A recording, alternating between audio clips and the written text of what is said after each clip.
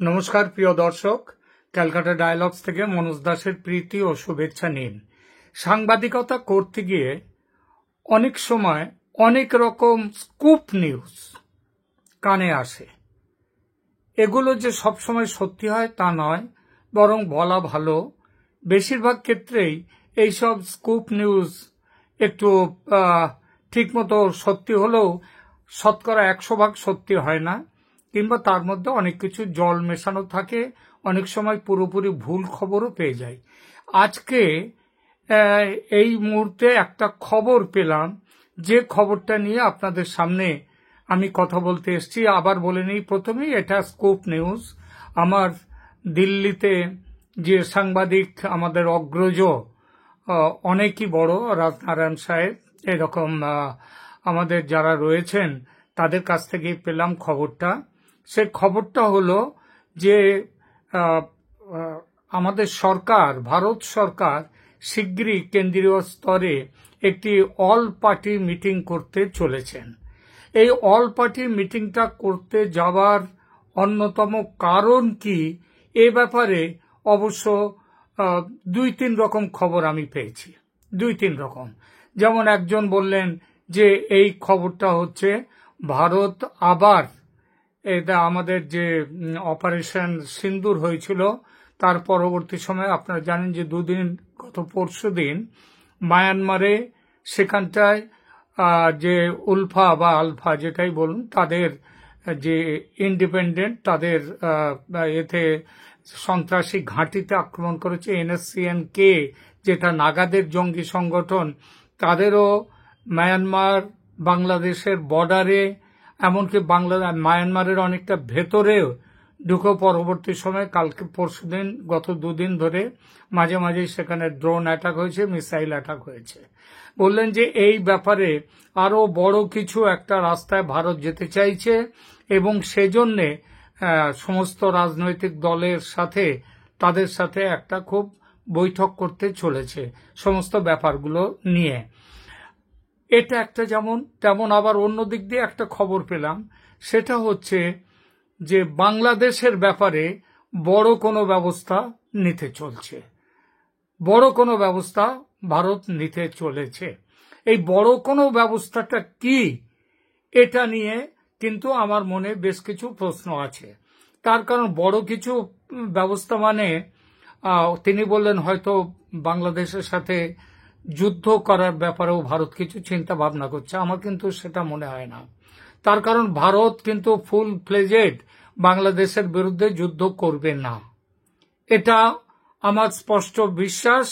এবং বিভিন্ন সূত্রে খবর পেয়ে কথা বলে যেটুকু জেনেছি, ভারত বাংলাদেশের বিরুদ্ধে যে যাকে বলে পুরোদমের যুদ্ধ যেটাকে বলে, সেটা করবে না। করতে পারে কি, যেমন করেছিল পাকিস্তানের ক্ষেত্রে, সেটা হচ্ছে সন্ত্রাসী ঘাঁটিগুলো গুড়িয়ে দেয়া। বাংলাদেশেও বেশ কিছু সন্ত্রাসী ঘাঁটি তৈরি হয়েছে এবং তাদের খবর ভারত সরকারের কাছে আছে। তারা চেষ্টা করছে যাতে এইখান থেকে আক্রমণ করে, যাতে ভারতে নানা সন্ত্রাসবাদী আক্রমণ তারা ঘটাতে পারে। তাদেরও যুদ্ধ করার কোনো ক্ষমতা নেই, সেই ইচ্ছাও নেই। তারা সন্ত্রাসবাদকে প্রশ্রয় দিতে পারে, দেওয়ার জন্য ভারতের বিভিন্ন জায়গায় তারা হাঙ্গামা তৈরি করতে পারে। এটা একটা সম্ভাবনা। আর একটা যে সম্ভাবনাটা আমার মনে এসছে, আমি আলোচনা করেছি কয়েকজনের সঙ্গে, সেটা হচ্ছে অল্প, মানে যে যুদ্ধ করতে গেলে, যুদ্ধ করার আগে এত লোকজন জানিয়ে যুদ্ধ করার নিয়ম কোথাও নেই। আপনাদের মনে আছে অপারেশন সিন্দুরের আগেও কোনো যুদ্ধ কিন্তু অল পার্টি মিটিং হয়নি, কারণ সেখান থেকে খবর বাইরে চলে যাওয়ার সম্ভাবনা থাকে।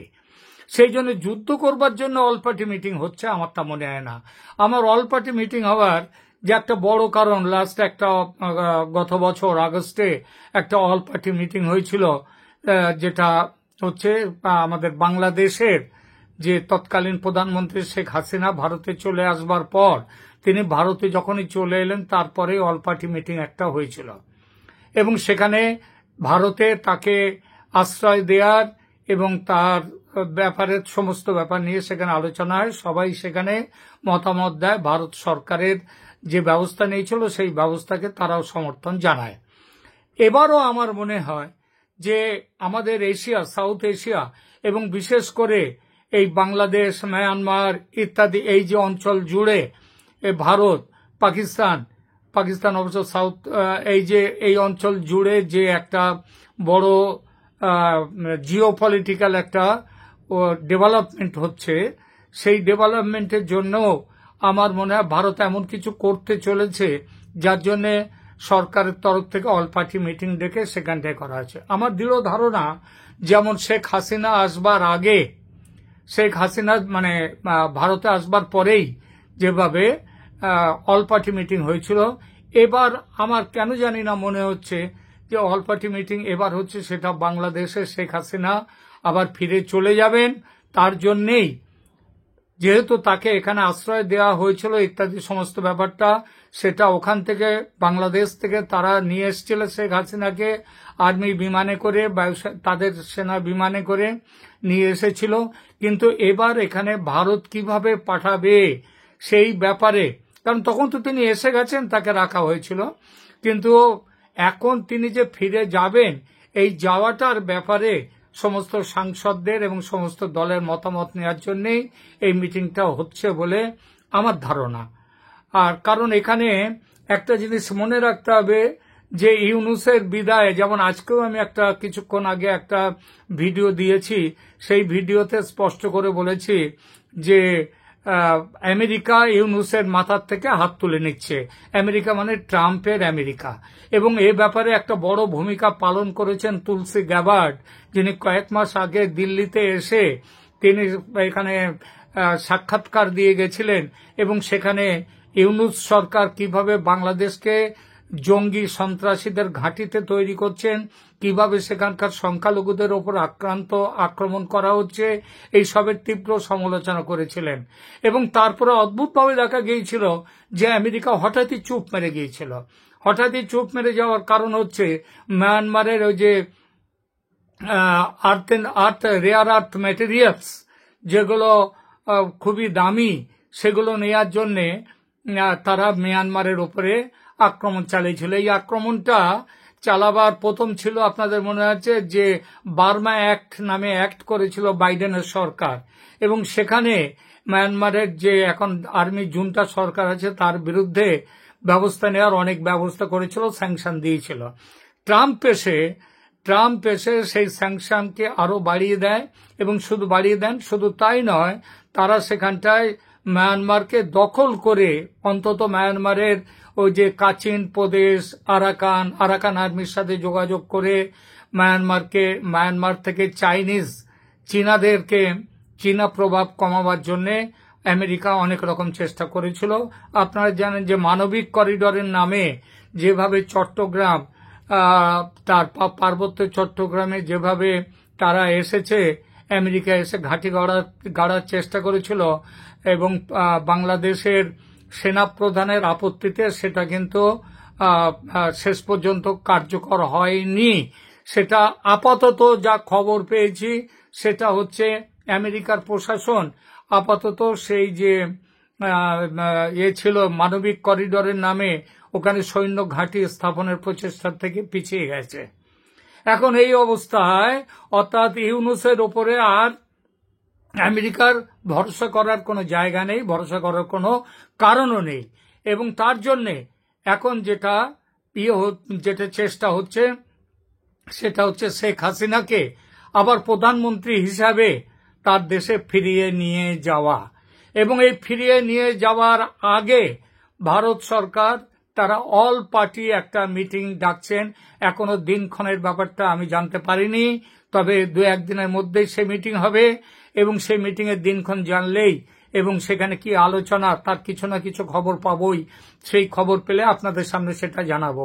আপাতত যা মনে হচ্ছে তাতে খুব শিগগিরই শেখ হাসিনা তার দিল্লির পাট চুকিয়ে তিনি বাংলাদেশে তিনি রওনা দেবেন। এবং এই রওনা দেওয়ার জন্যে যে প্রস্তাবগুলো এসেছে যে কিভাবে তিনি বাংলাদেশের সেনাবাহিনী তার সাথে ভারতীয় সেনাবাহিনীরও ইতিমধ্যে যোগাযোগ হয়ে গেছে।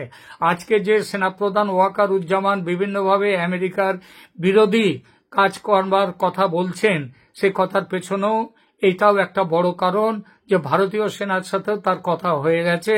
এবং কিভাবে শেখ হাসিনা এই মুহূর্তে, সেগুলো তার পুরো ডিটেলস আমি পাইনি, সুতরাং এই ব্যাপারে কল্পনার আশ্রয় আমি নিতে চাইছি না।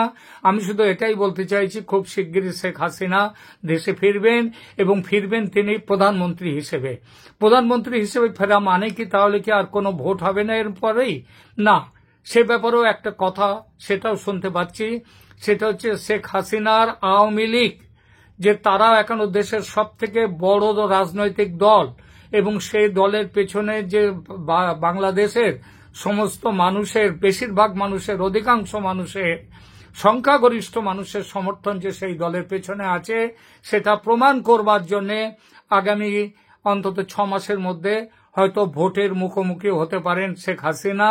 এবং সেই ভোটটা হবে কিন্তু আন্তর্জাতিক নজরদারির মধ্যে।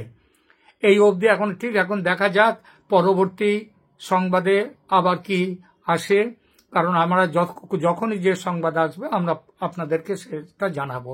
এখনকার মতো এখানেই রাখছি, ভালো থাকবেন, ধন্যবাদ।